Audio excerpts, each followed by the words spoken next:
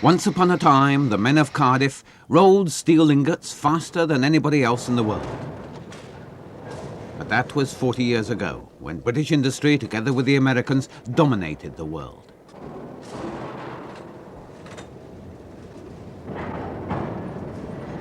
But now, in 1978, this same Cardiff Steelworks has closed down, hopelessly uneconomic, hopelessly outdated. 3,000 men have lost their jobs in a city which already has 10,000 men and 2,000 women out of work. Their only consolation is that they have left with money in their pockets, redundancy money, amounting to anything between £4,000 and £17,000. Soon, the demolition men will arrive to salvage what wealth they can from this relic of Britain's industrial might. Eastmoor Steelworks, in a district of Cardiff known as Splot. This is the community that elected the Right Honourable James Callaghan to represent them in Parliament. But not even he, the Prime Minister, could halt the closure, or the direction of that powerful current known as the economic forces of the world. And when industry dies, so dies the community, and the small businesses that grew up around the wealth producer. That's one picture of Britain that you could paint. A picture of an old, tired society declining into early retirement. A retirement comfortably bolstered, for a few years at least, by the wealth of the North Sea. But tonight we're going to paint a very different picture. A picture of success. Peopled with characters who have imagination, confidence in themselves, faith in the future, and a very positive attitude to life, which means simply that they never, ever take no for an answer. They are people who are, or are trying to become, their own boss.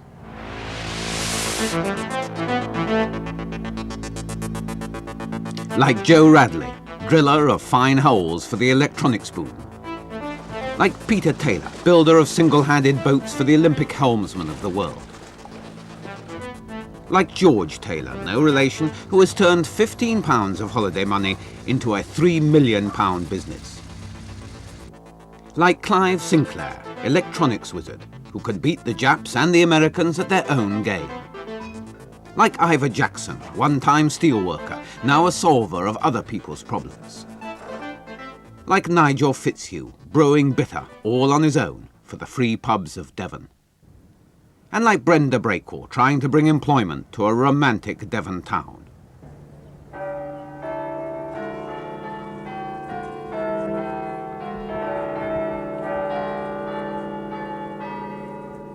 The church at Wellingborough, in the Midlands, beneath which men have been trading in the market since the year 1201, bringing their surplus produce or goods they have bought and selling to the public. This is surely the simplest way of becoming your own boss. Just like Albert White, who started here 41 years ago. I had the first stall. Father used to stand elsewhere on the market, and I had my first stall when I was 12 years of age. It was the one on the end there. He just used to sell nothing but watercress. At 12? At 12 years of age, yes. Entirely independent. I used to earn about 7 shillings and 6pence a day. It was quite pleasant in those days. Well, you've developed it a bit since then, haven't you, Albert? Oh, yes, yes. Now I suppose we do 12, 13 tonnes a week. Produce. And my son here is actually the 4th generation of the family to come onto this market. And you've developed the turnover up to what then? All approaching £250,000 a year. What's the satisfaction you personally get then? Being able to go fishing at the drop of a hat. Even at today's prices, anybody with a few pounds in their pockets could start to trade. Wellingborough Council rents the stalls for £2.30 on a Wednesday or £3 and 5 on a Saturday. And Wellingborough is only one of thousands of towns, cities and villages that has a market. But then you need something to sell. And here the tip is to case the market. If 1 out of 8 stores is already selling fruit and veg, then don't go into competition with them. Find something that isn't being sold. Ivor Jackson started by buying £30 worth of sweets. He was once in the steel industry, working for British Steel at Corby. Night shift, inspecting steel. Day shift, selling sweets. Until he had a bright idea based on the fact that not all markets provide the stalls. So, being a steelman, he built something in steel.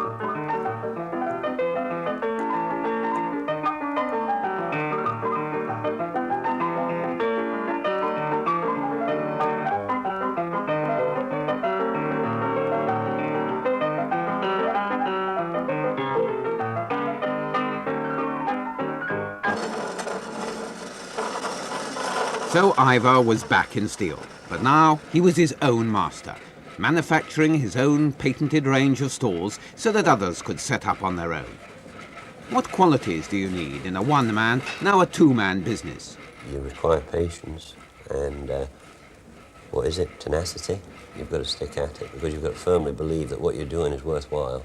And I think actually what I have done has been worthwhile in the respect that I've started a lot of other people off in their own small business, because for a sum of, say, £80, you can buy a market stall, the sheets, the boards, you can stuff them in your car and you can go off and do what I did 10 years ago, or more now, it's 15 years ago, and with a small capital outlay, which must be the last small business ventures now, where a small amount of cash can be used to turn it into larger sums. We've had people come in here, buy an 8-foot stall. 6 months or a year later, they're back, they buy a 10-foot, and their business is increasing. And eventually, some of them have finished up with 30-foot of stallage. As you've seen on the board, they were designing the store for somebody that possibly started with a couple of pasteboard tables. What's your advice to somebody trying to set up like that on their own? Look around first and find a need. And if you can satisfy that need, people will come to your door and buy from you because you're satisfying a need. My name is Joe Radley. I sell holes, and I'm known as Holy Joe. Joe Radley was a manager for Standard Telephone and Cables in North London, until the American owners of the business, ITT, sent in a group of whiz kids to sort out the British managers. That meant a visit to the psychologist and a fortnight's incarceration in a country house for what the Americans called group dynamics. To hell with this, thought Joe, handing in his resignation. After one abortive partnership idea, Joe set up in business in his semi-detached house in Brookman's Park, a between-the-wars dormitory near the A1. This was his new factory, the garden shed, 9 feet by 6. In partnership with his nephew Brian, Joe started on precision work for the aircraft industry and for giants like Thorn Electrics. They had no planning permission. Men intent on becoming their own boss, buccaneers to a man, don't hang about waiting for such things. They just conceal their activities from their neighbours. They had another problem. Nobody built the machine tools they needed, so Joe decided to build them himself. We started building this in our lounge. So we moved the furniture over, and at one stage, much to the disgust of my wife, I had to saw up an antique mahogany dining room table because we needed a piece of timber that was stable and flat, and this piece of mahogany seemed at that time to be the appropriate thing to use. So I promptly put a saw through one of the family heirlooms. Then, as we went on, we got more work, and we started then to employ some of the neighbours who were good friends of ours and could be relied on to keep their mouths shut. And they were concerned with putting pins into printed circuit boards in volume. So we now got the situation where Brian's working in the shed here. I'm working in the garage. We've got the girls working on a table we put in the lounge, and then we got this new machine that we were constructing at this end of the lounge. But then the work still kept piling in, so we then had to modify the downstairs loo, and we built a bench over the top of the loo, and we put a little machine on top of the bench. And when at one time Brian's wife was involved, and then at other time we had other girls operating the machine. And when they were operating the machine, of course, the loo door is then opened, and you sit there using the machine. When we'd finished the production, cleared away, closed the loo door, and that's that's the end of that. It's back to almost a loo again. This is what kept the money flowing. Precision drilling of precision holes for the booming electronics business. What is known as taking subcontracts from the big boys. But sooner or later, they will want to see the factory where the work is being done. Faced with such a visit from Thorne's production director, Joe and Brian borrowed a factory. So there was a fly across London, and we couldn't get into the place. We had to climb over the partitions and pass the bits backwards. Which was just a place you'd hired for the day? Well, we borrowed it. We Yeah. borrowed it for the day. We borrowed this place for the day. And we set up a production line, you know. Little did they know that after lunch I put the machine back in the car and came back here, of course. You know. So we were back here again to normal production. Eventually, Joe and Brian did move their production to a proper factory, taking the top floor of an old warehouse in Kettering. Below was a lampshade business. One night, it started to flicker. All they managed to preserve was their toolboxes. But within 6 months, Joe and Brian had bought a house and workshop in a Northamptonshire village with the aid of grants from the Council for Small Industries in Rural Areas, known as Cosiera. Here, they employ 4 men and 6 girls. The girls bring in the bread and butter drilling holes, while the men develop increasingly sophisticated machinery for doing all sorts of jobs to printed circuits. In the spring, Joe and Brian took 4 of these machines to Paris and sold them all. By the end of this financial year, they expect to be turning over £150,000. But is money the real motive? When we were at the electronics exhibition in Brighton last year, and I was demonstrating my machine, one of the very big printed circuit board companies' managing director happened to be passing the stand, and he said to me, "Well, Joe," he said, "you've been out on a limb for 4 years," he said, "and I'm very, very pleased that you've made it." And he said, "It looks a fine machine that you've produced." And that to me is worth more than all the money that one could write on a cheque. But Joe does have one financial objective. When he resigned his safe job at the age of 48, his department had a turnover of £2.25 million. Before he retires, Joe would like to build up his own business to a turnover of £2.25 million.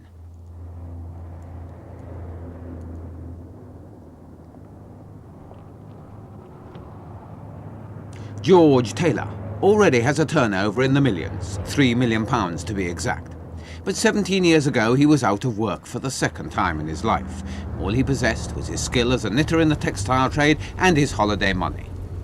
£15. We kept £5, which was wage, for baked beans, which we lived on for weeks, and jam. Baked beans, honestly, I've never seen so many baked beans in my life. But we got over it, and then we started having butter and things like that, because everything had to be paid for cash. Nobody trusted me, because I came from the wrong side of the street, and everybody give them a day, give them a week to be in business. They'll soon fold. But they proved them wrong, and then we started eating a bit more, taking sandwiches. What do you mean by you started on the wrong side of the tracks? Well, I was brought up in a charity home, Cottage Homes, Countersthorpe, and I've always been led to believe that I was on the wrong side of the fence. And of course, when you get people saying you've been brought up on charity, sort of saying you owe me a living, and no doubt I do, like, you know, I owe them a living, but I think I've gave Leicester back now what they've gave me. They've gave me a good bringing up, but I've gave many people now a good living, and I think I've paid Leicester back. They've got a good factory, a good landmark on the main road of coming into Leicester. I think I've paid them back now. This is George Taylor's fourth factory. Like so many others, he started in his garage with second-hand machinery. But now it's all new, bought within the last 2 years. At a time when the entire European textile industry has been a major disaster area, with short-time working, bankruptcies and layoffs, tens of thousands of workers being made redundant, George Taylor has prospered. How has he done it? A lot of people will not invest. They can't afford to invest. They take too much money out of the firm. They make do with old machinery, so they don't get the best workers. If you've got a good factory and good machinery, you'll get the best, and they'll give you the best, if you pay them the best. And this is what it's all about, giving them a good standard of living. And don't rely on politicians to say 4% increase this year, 6% increase next year. I mean, when the cost of living it goes up 21%. Make a good business, make it pay. Don't use the word profit as a dirty word. Make profit, give it to your workers, and the good standard of living they'll get. I mean, we have a waiting list of workers, and my turnover in labour is less than 0.5%. The only time my people leave me is when they get pregnant, and I've had nothing to do with that. Classic garments, like white cricket sweaters, have served George well. But firms in the Far East with cheap pools of labour and low overheads could invade even the quality market. So George counter-attacked. He didn't invade Hong Kong to sell, but to find out what the Far East couldn't make, and they couldn't make this. A pattern known as jacquard, based loosely on Fair Isle. At the heart of George Taylor's success story, there lies this truth. Make something that satisfies a need and make it well. And then your business will grow. But when do you stop growing? We've got to the size where we can look after the people we've got. We don't want to get to the size where we can't look after the people we've got. And this is it. We can turn off far more production than Courtaulds can, or anybody else of that nature, for the size of us. And I think this is what it's all about. It's an old adage that behind every successful man there's a hard-working woman. What does Josie Taylor remember of those early baked bean days? Oh dear, all hours and every hour that possibly I could keep going. There was no time limit for me. It just went on hour after hour. Sometimes and many times into the early hours of the morning I was walking home through Leicester, because at that time I couldn't drive. So that was it. I made my own way home. And then I'd be back out again within a couple of hours after getting in home. And it was still dark. Midnight dark time. Hard work is obviously one secret, George, but these days it's often said that bureaucracy interferes with productive work. How do you treat it? Well, basically I ignore it as much as I possibly can. I mean, all the wage increases, I know I shouldn't be saying this, but they can't hurt me now. I've done it and that's it. I just literally ignored them. If I thought the cost of living was going up too high and I could afford to give my people wage increases, I gave it to them. And this is it. I can't have anybody outside my factory telling me how to run it. I just wouldn't stand for it. Does it ever occur to you to sell up and go and lie on a beach in the Bahamas? Oh, no. 2 weeks is long enough for me. I like to get back again and I'm under the machines and start designing and work with my team where, you know, that's me. I can't do without them. Well, will you ever be able to retire? No, I don't think so. I think I'd go out in a wooden box. And I think that's the best way I'd like to go. Same as Bing Crosby, went out on the golf course. He couldn't have wished a better way to go. And I'll go out pushing a knitting machine. And I think that's great. George's business will survive him, but many other small businesses have collapsed under the weight of government paper and the trend to gigantism.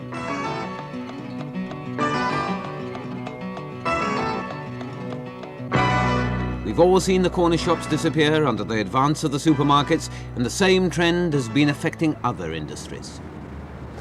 Even our traditional pint has been affected by this trend towards juggernaut organisations. 20 years ago, there were 360 brewing companies in Great Britain. Now 275 of them have disappeared, so that 90% of all the beer we drink, that's 9 out of every 10 pints, comes from just 7 firms. Whitbread, Bass Charrington, Allied Breweries, Watney's, Guinness, Scottish and Newcastle, and Courage. But my pint doesn't come from any of the big 7. It's a local brew, Black Orton Bitter, and I drink it because I really like the taste and because I know the man who delivered it and the man who barreled it and the man who brewed it and the man who owns it. Yes, Phil, you want to drink it at the weekend? Okay, so I'll be out on Thursday. Okay? Last year, at the Okay, age of 31, Nigel Fitzhugh, one-time personnel officer, started up his own one-man brewery in a Devon village. Where did he get the confidence to start brewing on his own? Well, I'm a bit of a do-it-yourselfer. I like making things. One of the things I used to make was beer, homebrew, save money. I experimented with that. I was doing that for about 10 years before I started the brewery. People seemed to like my beer. I thought, well, why not do it on a commercial scale? I read a lot of books on the subject, skipped over the chapters which I couldn't understand. I thought, well, I don't need to know that, I'm sure. I also went around a lot of breweries, spoke to a lot of brewers, professional brewers, and they're all jolly helpful. There's no secrecy from brewers. Well, I didn't find any. That if I asked them a question, they'd answer it straight out. Do you ever tell them that you were going to start yes, from scratch a one-man brewery? Yes, you see, and they never laughed. They think, well, they did. I think some of them thought, oh, crank here. But after, even if they thought, oh, there's a crank here, they'd tell me and give me some support. But sort of mostly sort of good on you. Find yourself a village in a county like Devon and live a beautiful dream. 6 years ago, Nigel and his wife Sue broke loose from London life and from the boredom of an office job with British Airways. They sold their house in the rich southeast and with the proceeds bought this cottage in the village of Black Orton. Some men and women do escape from the faceless giants of industry and live their dreams amidst their family. But where does the money come from? You can't start even a one-man brewery without at least £4,000 or £5,000, and Nigel was skint and needed a job. It was his dog Simon who gave him the idea for his first one-man business. Nigel had made Simon a dog bed. Simon liked it, and so did other dogs. So Nigel made beds for dogs, selling them by mail order to dog owners, and he prospered. He then used the profit from dog beds to start the brewery.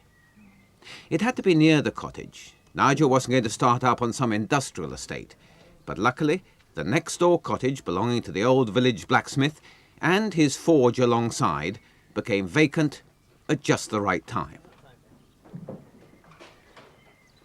Practically all the equipment is second-hand. The 3 fermenting tanks, for instance, were bought for £60 each from Courage's brewery in Plymouth. New, they would have cost over £1,000 each. And the copper, in which Nigel boils the liquor and malt, came from a kitchen of a London school, where it once boiled the cabbage for school dinners. How does he get his own special taste of beer? I do try to make it catch a little bit on the bottom. When I say catch, I mean slightly roast a tiny bit. It gives it a nice sort of nutty roasted flavour. The trouble is that if I let it catch too much, the whole thing tastes burnt and horrible, but I think I've got it down to a fine art. I hope so. An art which to my taste is near perfect. The hot malt liquor is mixed with cold water in exact quantities to produce a beer of the right specific gravity.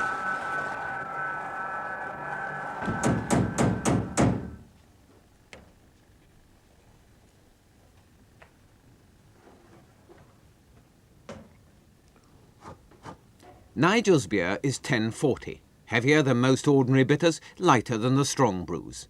It's on this specific gravity that the customs man levies his taxes. In every 9-gallon cask, second-hand of course, there are 72 pints. Each pint costs 32 pence in a pub. Of that, the publican keeps 15 pence, the government takes 8.5 pence excise duty, and Nigel keeps 9.5 pence to cover all his costs, materials, and pay his other taxes. I wouldn't have said when I worked for somebody else, for a big organisation, that I was any good at running my own business or anything. I really would have said that I was the sort of person that was not good, but worried perhaps about money, much more after the security of life and the comfort of knowing where the next meal's coming from, rather than doing something like this. Mind you, I've been lucky. Luck is counts a lot for running a business. What gives me satisfaction is to live down here in a nice place when I can go down to the beach if I want and have a swim in the summer. I'm all out for outside work. My life isn't really concentrating on the work aspect. It's outside hours. This ancient pub, the Tower Inn, sells more Black Orton bitter than any other beer, and when you outsell your competitors, you can reckon that you've arrived.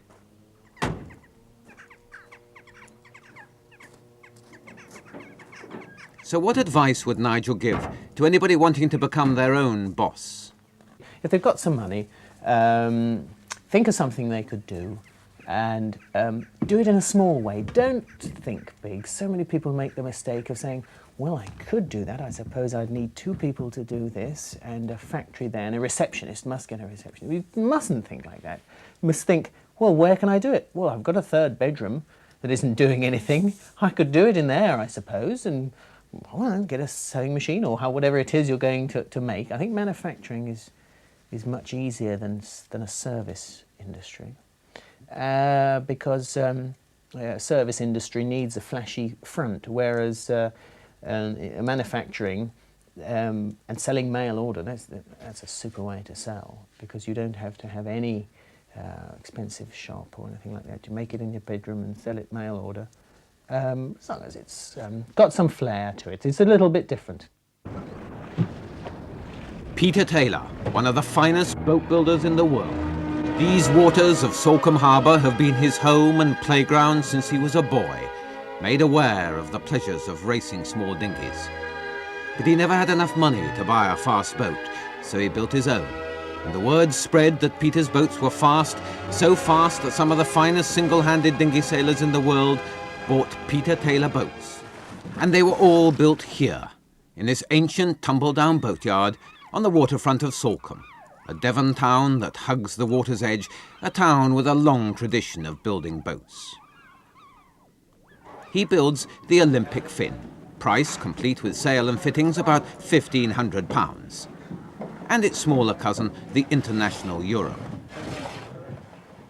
He's 31 years old, married, with 2 small children, and 8 employees, turning out an average of 2 Fins and 2 Europes every week. 90% of their production goes for export to countries like Switzerland and Australia, Holland and New Zealand. Recently, the Russians, hosts of the 1980 Olympics, bought 7 Peter Taylor boats, in an effort, no doubt, to find out why they go so fast. And the secret of that, if only the Russians knew, is concealed somewhere in the way that the fiberglass is laid. Let's not look too closely, because in here lies the genius of a Devon man. What a tale of local boy making good. But the local boy has a little local difficulty. Some of his neighbours object to the smell from the resin that is an essential part of the process. And to tell the truth, the smell is obnoxious, particularly on a hot day as it percolates through the rickety old roof out into the air of Salcombe. Peter has plans to reconstruct the seaward end of the boatyard, plans which would greatly increase the production space and increase employment. There will be jobs for another 6 or 7 men. But the local council have said no, giving as one of their reasons that the proposal represents an overdevelopment of the site and an expansion of a use, building boats, inappropriately located in an area which would have an adverse effect on the amenities and environment of nearby properties. And yet, in the last century, all the nearby properties were engaged in building boats. That's how Salcombe prospered. But now, in the 1970s, most of the waterside buildings look like this. Or this. Holiday flats, second homes, or havens for retired gentlefolk. If Peter can make his new yard look as posh and alleviate the smell, he may be allowed to go ahead. But the cost of what is, in effect, cosmetics puts the price up from about £20,000 to £30,000. That extra £10,000 will have to be added to the price of his boats, thus making them more expensive than his rivals. How does he feel? Well, we've stood still now for 2 years, and that's one of the hardest things to do for a small business, is to stand still. And there's a strong possibility that we'll be forced to stand still for yet another 12 months or more. I mean, if every small town throughout the country had small firms that were exporting, it would amount to quite an amount. The country would be laughing. I don't know about laughing. I might be. All the way to the bank. Now, Peter's bank here in Salcombe have been extremely helpful, a case of a good local bank manager backing a promising local industry. But even a friendly bank manager is going to look askance at the request to borrow £10,000 just to beautify a boatyard, not one penny of which is going to be spent on extra production. That sort of a loan is a risk, and the high street banks aren't in the risk business. They want security for their money, which is why, when they were awash with money in the early 70s, they lent so much of it to the property men. Because property, in the eyes of the high street banks, is security. In 1974 alone, they lent £15 million a day. That's £4 billion a year to the property men, one of whom's just gone bust for the British record of £100 million. Now, that sort of money would have primed 1,000 new small businesses, whose greatest problem is almost always the initial finance. Just take the case of one new small business wanting to set up here in Devon, using one of our natural assets from the sea. Last winter, the big British trawlers came down from the north to harvest a fish once scorned by British housewives. A fish which is now our most important catch. Mackerel, so plentiful off the Devon and Cornish coasts. There are 30 tons of mackerel, which took just 20 minutes to catch in this one trawl. Each fish is worth as much as 20 pence in a shop. And the men who catch them have been earning up to £350 per week. But what do they do with their catch? They take it to the factory ships anchored off the coast or in Falmouth roads, like the Antarctica, owned by the Russians. On board these factory ships, the Russian crews, as many as 200 men and women in this one ship, fillet, freeze and barrel the mackerel, and then take it east as good protein for their teeming population. This process does buy some temporary prosperity to southeast England, but how long will it last? How long before the mackerel stocks are fished out and the Russians move on to new waters? How much better for the fishing to be controlled and the processing to be done on British shores, thus providing jobs for men and women of Devon and Cornwall, instead of jobs for the Russians. And jobs are needed, even in this beautiful estuary, the River Dart. At its mouth lies Dartmouth, parts of which have hardly changed since the Pilgrim Fathers set sail for America, but now hard hit by that terrible disease, unemployment. Last winter, 16% of the working population were out of work, a higher proportion than in Liverpool or Glasgow. Those that live in Dartmouth, like Miss Brenda Breakwell, one-time mayor of the town, say they cannot live on beauty alone, that the town is contracting because there's so little work, especially for the young. They are leaving. Our population within the last 10 years has gone down from over 7,000 to just under 6,000. And the only people coming into the town are the elderly retired. And there's nothing wrong with that at all, so long as we don't permit the imbalance in population. The only public money that we're having invested in Dartmouth at all is significant of what I'm saying to you. We're about to have a geriatric ward at the hospital. So Brenda Breakwell has a plan to use the mackerel that the Russians are taking away to provide employment for 50 men and women of Dartmouth. She's formed a company, Dartmouth Food Products Limited, which plans to use this old abattoir above the town for filleting fish, freezing it and salting it down. From her home in the old mill house, Brenda Breakwell has been working for more than a year, trying to raise the capital needed, some £300,000. She's prepared to sink £30,000 of her own money into the project, but that still leaves a large gap. So naturally, she approached the agencies charged with helping small industries, such as the Small Business Capital Fund Limited. And I regret to say that in the current climate, we feel that there are other investment opportunities which do appear to... Then the Industrial and Commercial Finance Corporation. I am doubtful whether a meeting in London would be likely to change our position, but if Miss Breakwell wishes... And so to Europe, the European Investment Bank. You are no doubt aware the whole European fishing industry is in a particularly sensitive state at the present because of overfishing, and new developments may therefore not receive much encouragement. By this time we were getting very, very frustrated with clearing banks, merchant banks, local finance companies. Now, what about those banks? Now, what of the normal banks that you see in the high street? What's been their reaction? The normal bank that you see in the high street have told us that we have insufficient of our own money to invest to make it an attractive proposition to the bank. They make it quite clear that it is necessary for us to have at least 50% of our own money and a great deal of stock that they could put a lien on for collateral. In fact, if we could fulfil all their conditions, we wouldn't need the loans anyway. So what about the government, so keen to alleviate unemployment? I have read the papers with interest and considered carefully whether my department has any powers to give financial assistance, and therefore be with regret that there are no appropriate powers through which my department could... What are these appropriate powers? In southwest England, the government have divided the land into a development area, the dark red area, and an intermediate area around Plymouth, both of which are eligible for extensive aid for industry in the form of grants and loans. But Dartmouth lies outside these areas, despite the fact that it has consistently had a higher percentage of unemployment than Plymouth. In Dartmouth, it seems it's easier to dole out unemployment pay, which, for the 50 people whom Brenda Breakwell would employ, could come to as much as £150,000 per year. To many people, it seems like bureaucratic lunacy, doling out unemployment pay instead of investing money in new jobs. How does Brenda Breakwell feel? Frustrated.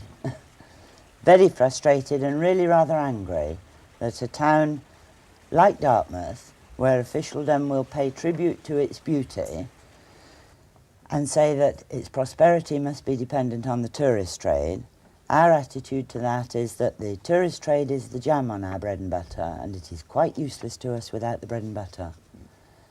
Here we have a scheme which will provide employment for up to 50 people. We have the premises, we have the raw materials, we have the technical expertise, we have in fact sold the whole of the production that we can make. All we lack is the capital investment, and nobody is interested. Everybody pats us on the shoulder and makes encouraging noises, but nobody will lend us the money.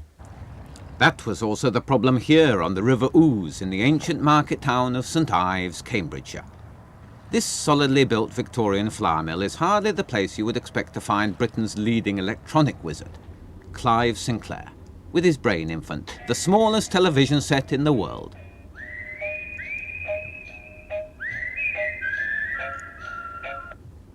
He's now 37 years old, and he's been his own boss for 20 years now.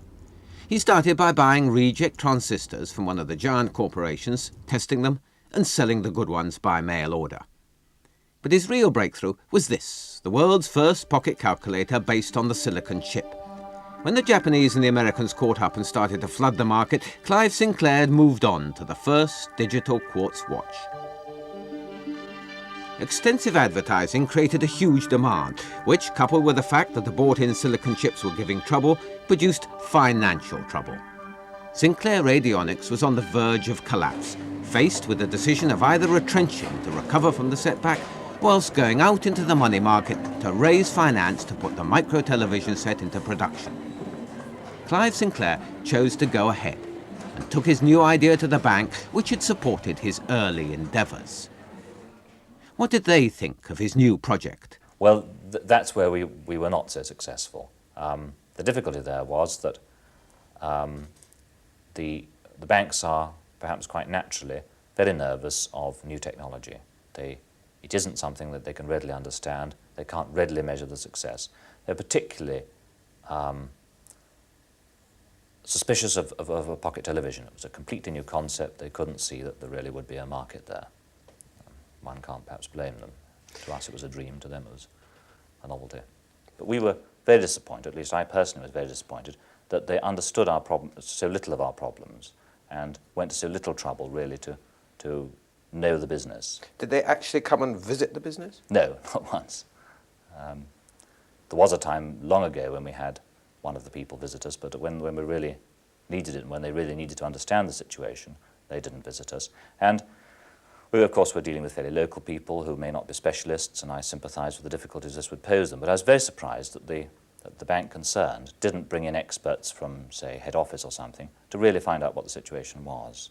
And if the joint stock banks are not going to, then we do need another form of banking to service the small and medium-sized companies, possibly local banks as they have in America, which understand the business far better, possibly specialising in business.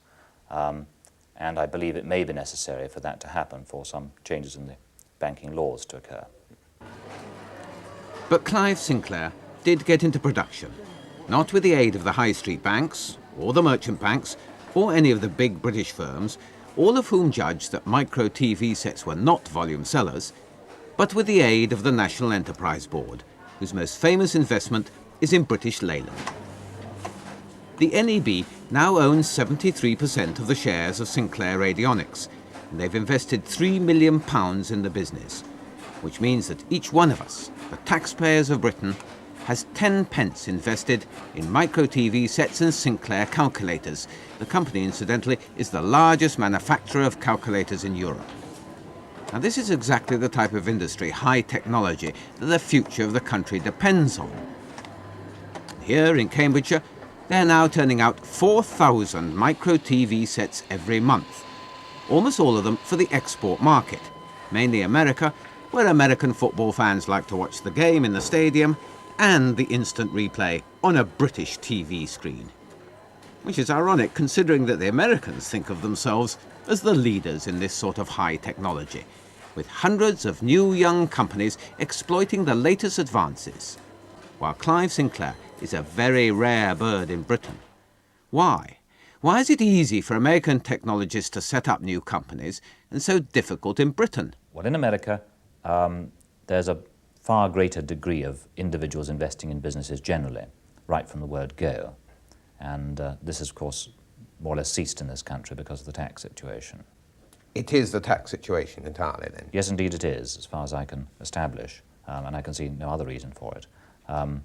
Individuals in this country are deterred in two ways. First of all, their upper levels of income are taxed so very heavily that they have very little left to invest in companies.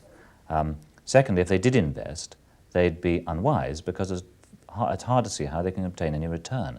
How true. Gamble, say, £100 of your savings on a new small business, and you may lose the lot. But if the business does succeed and pays a dividend of, say, £10, the government will take a third of that in tax. But gamble your £100 on an even price favourite, and if it comes home you'll get, after the betting levy, £182 tax-free. And if you win the pools, you pay no taxes at all. In this country it seems that gambling on the sport of kings or on football is virtually tax-free, while gambling on a new business is penalised.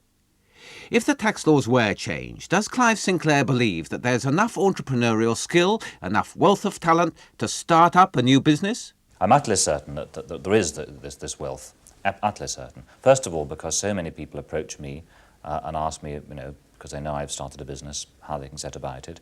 Secondly, because there are constantly Universities are setting up training courses for young businesses, and they always have a tremendous number of people applying for new business courses. And if one goes to the States, very often the entrepreneurs there are English. I mean, almost as many as Americans, it seems. And they go there because they can't get the backing here. That's the story that's been told many a time. The number of Englishmen over there in key positions is quite astonishing. So the talent is certainly here, and the will to start businesses. It is the finance that's lacking. What would be your advice to somebody thinking of setting up on his own in the present circumstances? Well, first of all, go ahead and do it. There's a tremendous opportunity available. It's very exciting. It really isn't as difficult as people make out. The tricky part really usually is the initial funding, and that really is terribly difficult at the moment and maybe a complete block. But once that's passed, then I don't think it's half as difficult as people suppose, and the rewards are there for the individual. Do you really think that small businesses can make a significant contribution then, A, to the gross national product, as they put it, of the country, and also to unemployment? I seriously believe they're our only salvation, our only possible salvation. Large companies inevitably don't innovate. It's not in their nature, and they shouldn't take too many risks in that direction. But change must occur, and so large companies eventually reach a point where their industry is declining, like as in shipbuilding. And there's really nothing that can be done about that. We need at all times a welter of new companies being formed to take up the slack. Governments are beginning to believe that too. They've started to court the small businessman, even mentioning him favourably in their budgets. But not yet to the extent of making it any easier to raise the initial finance, those first few hundred or few £1,000s. But that's exactly the sort of money that a lot of people are getting now. Their redundancy money. Never before in our history have so many people been pushed out of their jobs with money in their wallets. Money that could launch 1,000 new enterprises. If the thought of becoming your own boss does attract you, then remember 3 things. Look around first and find a need. And if you can satisfy that need, people will come to your door and buy from you because you're satisfying a need. Don't think big. So many people make the mistake of saying, well, I could do that. I suppose I'd need 2 people to do this, and a factory there, and a receptionist must get a receptionist. You mustn't think like that. You must think, well, where can I do it? Well, I've got a 3rd bedroom that isn't doing anything. I could do it in there, I suppose. A lot of people will not invest.